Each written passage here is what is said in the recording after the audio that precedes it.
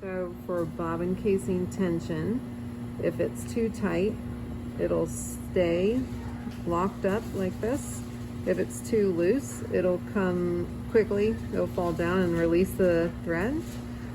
If you have either of those, you use this screw, the closest one to where your thread comes out. And these are the tiniest micro adjustments, and it's regular lefty-loosey, righty-tighty type of situation. So this is too tight because it's locked up. So we're gonna loosen it up just a tiny bit. Micro adjustment. Let's see if that helps.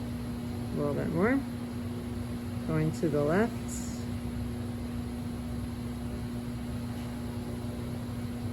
It's starting to fall, I can feel it. So just a little bit more to the left. And there it's starting to fall. So I would try that, and if it doesn't work, then